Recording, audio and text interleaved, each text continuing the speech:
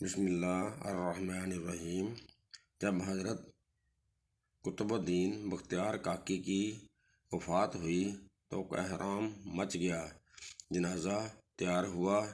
ایک بڑے میدان میں جنازہ پڑھنے کے لیے لایا گیا۔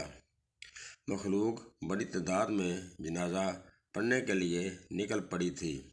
انسانوں کا ایک سمندر تھا جو حد نگاہ تک نظر آتا تھا۔ یوں معلوم ہوتا تھا کہ ایک بکھرے ہوئے دریا کی مانند یہ مجمع ہے۔ جب جنازہ پڑھانے کا وقت آیا، ایک آدمی آگے بڑھا کہتا ہے کہ میں وصی ہوں، مجھے حضرت نے وصیت کی تھی، میں اس مجمع تک وہ وصیت پہنچانا چاہتا ہوں۔ مجمع خاموش ہو گیا۔ وصیت کیا تھی؟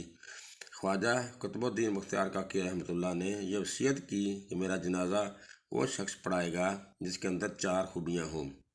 پہلی خوبی یہ ہے کہ زندگی میں اس کی تکبیر اولیٰ کبھی قضا نہ ہوئی ہو۔ دوسری شرط، اس کی تہجد کی نماز کبھی قضا نہ ہوئی ہو۔ تیسری بات یہ ہے کہ اس نے غیر محرم پر کبھی بھی بری نظر نہ ڈالی ہو۔ چوتھی بات یہ ہے کہ اتنا عبادت گزار ہو حتیٰ کہ اس نے عصر کی سنتیں بھی کبھی نہ چھوڑی ہو۔ جس شخص میں یہ 4 خوبیاں ہوں وہ میرا جنازہ پڑھائے۔ جب یہ بات کی گئی تو مجمع کو سانپ سونگھ گیا، سناٹا چھا گیا، لوگوں کے سر جھک گئے۔ کون ہے جو قدم آگے بڑھائے؟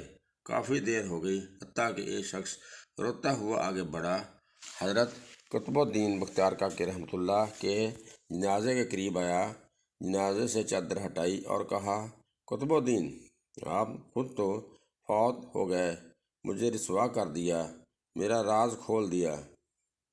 اس کے بعد بڑے مجمع کے سامنے اللہ کو حاضر ناظر جان کر قسم اٹھائی، میرے اندر یہ 4 خوبیاں موجود ہیں۔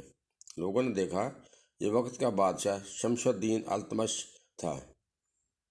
اگر بادشاہی کرنے والے دینی زندگی گزار سکتے ہیں تو کیا ہم دکان کرنے والے یا دفتر میں جانے والے ایسی زندگی نہیں گزار سکتے؟ اللہ تعالیٰ رب العزت ہمیں نیکی کرنے کی توفیق عطا فرمائے، آمین۔